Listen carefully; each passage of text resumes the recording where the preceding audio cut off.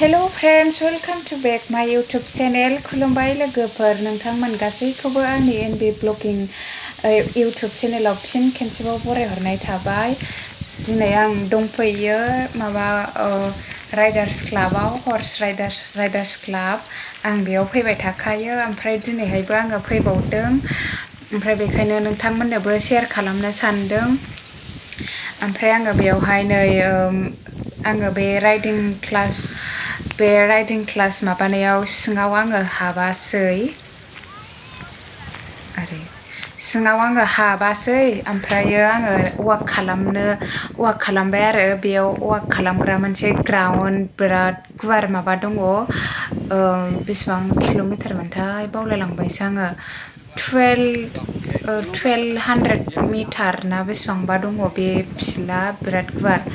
ओमफ्राय बेखौ आङो दिनैहाय वाक खालामगोन बेखौ गिदिंजोबगोन आङो माबायदि माने दाखालिहायफोर बेयावहाय बिदि वाक खालामनो एलाउड गैयामोन बे लकडाउन जानाय समाव ओमफ्राय दायो खुलिजोब्बाय ओमफ्राय दा मेरला मानसि बेबायदि वाक खालामफैयो बेयावहाय हिन्जावफोर हौवाफोर उन्दै गिदिर गासिबो ओमफ्राय नै बे जायगाखौ बिराद हाग्रा बायदिसो नुगोन ओमफ्राय बेयो बिदि हाग्रा बारि नङा माबासो बेयो गार्डेन बायदि ओमफ्राय बेयावहाय बिराद गांसोफोर दं आरो गोथां ओमफ्राय बे गांसोफोरखौबो माबायो हानानै लांफैयो ओमफ्राय बिदिनो गोदान रज'फिनो आरो बेखौ गरायनो जाहोनो ओमफ्राय मोसौ जार्सिफोरनोबो जाहैयो खोमा गारिजों हानानै लांफैयो आरो नोंथांमोनहा नायलांबाय था दा नुगोन गांसो हानायखौबो ओमफ्राय आङो थाबायबाय थानोसै नै दा बेलासि सम बाराबो जा खोलो खोलो बारदों ओमफ्राय सान्दुङाबो एसे दङ ओमफ्राय नोंथांमोनहा नायलांबाय थादो आङो बे जायगानि भिडिअखौ मेरला होनाय जाबाय होनाया बिदिनो 2 मिनिट 3 मिनिट सर्टनि ओमफ्राय थेवबाबो आङो बेबायदि रायज्लायनानै बिदि होफेराखैमोन आरो आङो बिदिनो कभार मिउजिक माबा माबि बिदि होनानै बानायदोंमोन ओमफ्राय दिनै आङो एसे रायज्लायनानै बानायनोसै सानबाय ओमफ्राय लाजियोबो मानसिफोर मेरला गोनाङाव ओमफ्राय रायज्लायनोबो लाजियो ओमफ्राय होनबाबो मानसि गैयि टाइमाव एसे टाइम लानानै माबाबाय आरो नोंथांमोनहा नायलांबाय थादोल'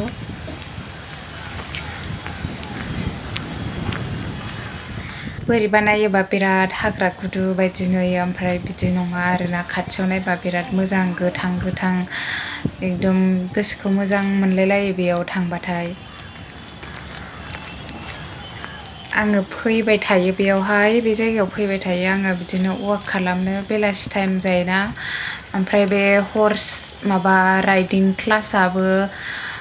माबा जायो आरो मा होनो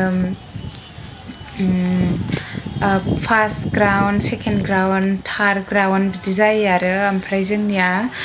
सेकेन्ड ग्राउन्डआवसो लायो सेकेन्ड ग्राउन्डआ 5:50 निफ्राय 6:30 जायो आरो 1 हावरनि थाखाय ओमफ्राय बे राइडिं क्लासआवहाय उन्दै गिदिर ओमफ्राय हिन्जाव हौवा गासिबो माबा जायनो लानो गोसो बेनो लानो मोनो आरो सोलोंनो मोनो राइडिं क्लास ओमफ्राय बेयाव एक्ट्रेसफोरबो लाफैयो एक्टर एक्ट्रेस बलिउडनि हिन्दीनि एक्टर एक्ट्रेसफोरबो राइडिं क्लास लाफैयो बेयावहाय मा जाखो बोरो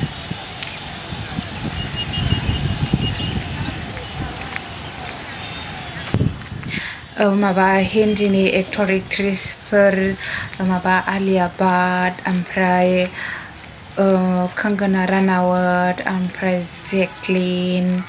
ओमफ्राय बै सासेना मा नाममोनलाय बे सासेनि नामखौ बावबाय आं बिसोर एक्ट्रेसफोरा लाफैयो बेयावहाय सुनिबार रबिबारबाथाय ओमफ्राय मालाबा मालाबा फैया आरो ओमफ्राय मालाबा सुनिबार रबिबाराव बांसिन फैयो बिसोरो ओमफ्राय नुयो आरो बिसोरखौ सासेना मा नाममोनथाय बावबाय आङो बे माबानि सेवालि खाननि फिसाजोनि नामखौ बावबाय आङो बेबो लाफैयो राइडिं क्लास ओमफ्राय सोरबा एसे बोरायहां बुरैहां बिसोरबो लायो ओमफ्राय नै गांसो हाग्राफ्रा बेलाय माथो हागासिनो गांसोखौ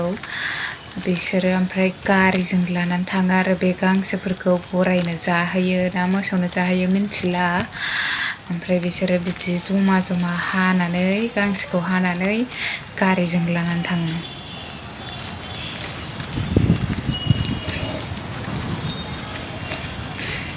बिराद गुवारखा बे फिल्डआ ओमफ्राय हर्स राइडिं क्लास लाग्रा जायगाया बिथिंजाय नङा आरो आङो माने ओरै गिदिंदों नालाय बे फिल्डखौ ओरै बै माबाथिं थाबाय ओरै मोखांथिंजायनो बै राइडिं क्लास गराय दाब्रायग्रा जायगाया ओरै मोखाङावनो ओमफ्राय आङो ओरै दावखोलांथारबाय आरो बियो राउन्ड गल ओमफ्राय बेखौ आङो दा गिदिंगासिनो ओमफ्राय एसे गेजेर नांहांबाय आरो आं बेखौहाय 1 हारानो लाफ्रामो खोमादां बेखौ आङो खेनसे गिदिंनायाव माने आङो फार्स्ट फैजेननायनिफ्रायनो आङो थाबायगासिनो सिङाव दसे हाबहैखांबाय आरो आं बै राइडिं क्लास माबा सिङाव बे सिङावहाय जानला मोनला हाबलाबायनो मोना बे जायफोरा माबा उन्दैफोरखौ दोनलांनाय मानाय ओमफ्राय सोरबा फिसाजो फिसाला बेफोरखौ दोनबोनाय बेफोरल' हाबनो मोनो गेटआव माबा थाखायो गार्ड ओमफ्राय बिदिनो माबाफोरबो दङ गार्डफोर दङ थायो लामायावबो थाजोबो ओमफ्राय बै माबा राइडिं क्लास लाग्रा गेटआवबो थायो जिरायनानै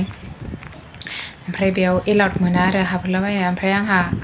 माबा थांफानाय हिसाबै हाबनो मोनो आरो ओमफ्राय आं सिङाव दसे हाबहैखांबाय दसे 1 मिनिटसो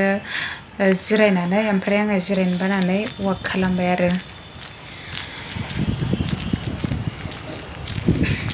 आङो दा माबा देखायगोन बे गरायफोरखौ बेयाव माबेसे गराय दङ बेखौ आङो नोंथांमोननो देखायगोन नोंथांमोनहा नायलांबाय थादोल' बेयावहाय गासै 105 ता गराय दं आरो बेयावहाय बे क्लाबाव बे हर्स राइडार्स क्लाबाव 105 ता गराय दङ 105 ओमफ्राय बेयाव माखासे प्राइभेट ओमफ्राय माखासे माबा दङ प्राइभेटबो दङ आरो प्राइभेटफोराबो बेयावहाय माबा फैयो गावबा गाव पार्सनेल गावबा गावनि गरायखौबो लानानै बेयाव माबा फैयो आरो दाब्राय फैयो माने गरायखौ जानला मोनला जायगायाव माबा जालाबाया नालाय ओमफ्राय आरो बे माबा लामाफ्रावबो बे पाक्कानि लामा फिस माबाफोराव बिदियाव गराया थाबायनो हाया बा गराया दाब्रायजाया ओमफ्राय बे जायगायाहाय बे गराय दाब्रायग्रा जायगायाव ओमफ्राय नै आङो थाबायै थाबायैहाय मोनफैबाय आं फार्स्ट थांजेननाय आं बबे जायगानिफ्राय थांजेनदोंमोन बे जायगाखौ मोनफैफिनबाय गल गिदिंनानै आङो बेखौ खेनसे गिदिंखांबाय ओमफ्राय राइडिं क्लासआबो जोब्बाय जानांगौ ओमफ्राय आङो सिङाव एसे देखायहैनोसै नोंथांमोनहा नायलांबाय थादो बेनो राइडिं क्लास गराय दाब्रायग्रा जायगाया बेनो नोंथांमोनहा नायलांबाय थादोल'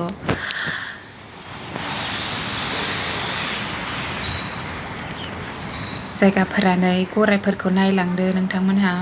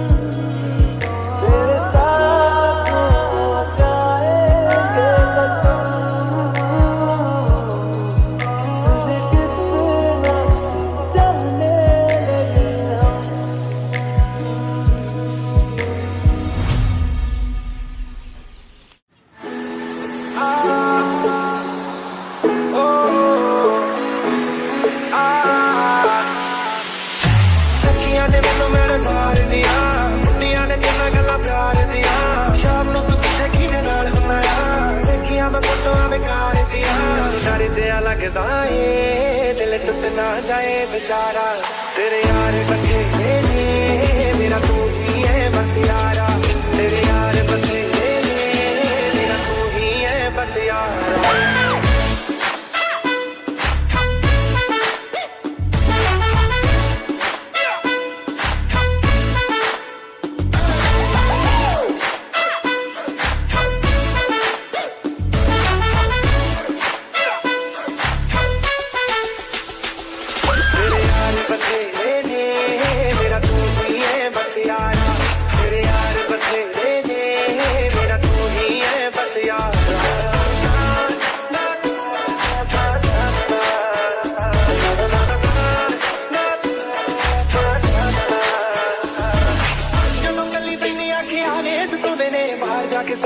फोन की दे ने सही ना बलीजे ऐसी गल किसे नाल अज किसे नाल ने कल किसे नाल तेरे नाल होना एक धारा जट्टी दा मेरा नहीं हुण कोई हल किसे नाल सीधे तो रोके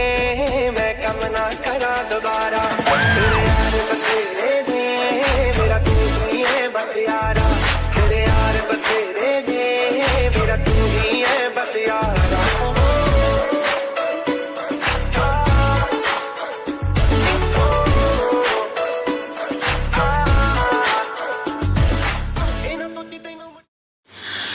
दायो नै क्लासा गबाय राइडिं क्लासा जोब्बाय ओमफ्राय नै बायहेरायाव ओंखारनानैहाय गरायनो गाजर जाहोगासिनो गाजर न'निफ्रायनो लानानै थांखायो गाजर बिस्किट सैमाफोरबो मेरला थालाबायो लानानै फैयो सैमाफोर ओमफ्राय बिस्किट जाहोयो सैमानोबो ओमफ्राय गरायफोरनो गाजर जाहोयो क्लास गखांबाथाय माने बिदि सामफ्रामबो क्लास गखांबाथाय जाहोयो आरो गरायनो बिराद मोजां मोनखायो गरायखौ ओरैबायदि मोजां मोनो गरायजोंनो माबानानै गसंफानानै गोबानानै थालायलायो उन्दैया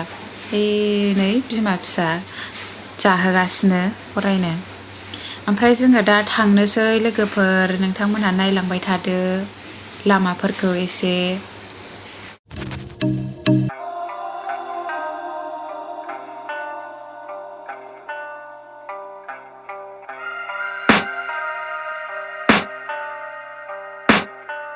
I can hear the demons call when they do what they do and now I feel like taking off, find a place with a view the pain is never gonna stop if it's controlling you I know that time can heal it all, I just gotta get through I just gotta get through, I just gotta get through cause I feel like taking off, find a place with a view the pain is never gonna stop if it's controlling you I know that time can heal it all, I just gotta get through sometimes I feel like all is lost but I know it's not true I wanna put up all my walls cause I'm not in the mood but then I cut myself off from the rest of the room I know that time can heal it all if you're patient and soon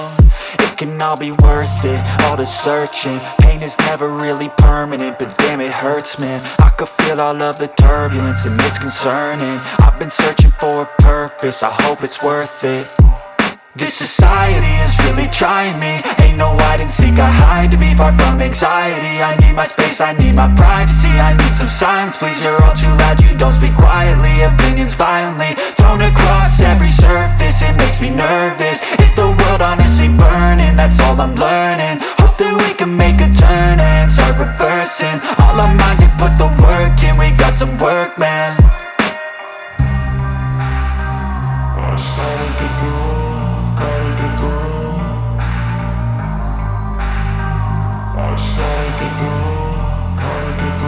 I can hear the demons call when they do what they do And now I feel like taking off, find a place with a view The pain is never gonna stop if it's controlling you I know that time can heal it all, I just gotta get through I just gotta get through, I just gotta get through Cause I feel like taking off, find a place with a view The pain is never gonna stop if it's controlling you I know that time can heal it all, I just gotta get through I just gotta get through Gotta get through this, life is a nuisance, tie up some loose ends I try to be human, find a solution, my evolution A place like this, it didn't exist, we made it like this So you can go pick the bad or the good, got a glass halfway I know, it's easier to hide than just to lay low Not everyone in life has got a halo I'm standing in the red inside a payphone Just wanna break, no I'm not gonna give in. Take a last shot, Michael J. Win. No, I'm not a robot, I'm in my own skin. Never get lost when thoughts pull you in. I miss the old you, we died with a purpose. All the energy around me felt nervous. Scared I would pop off fast to the surface. Had to cut it off before you made me worthless. Torn apart, I've been torn and scarred. I had a given art, but now I'm thinking smart. I'm keeping up my guard, I'm hiding every card. A royal flush of left, you never know what's hard. With a back to the mat, gonna see where I'm at. I'ma fight like I'm mad, I'ma be something that they can never be me. Nice try, but they'll see I achieve everything while they stay salty.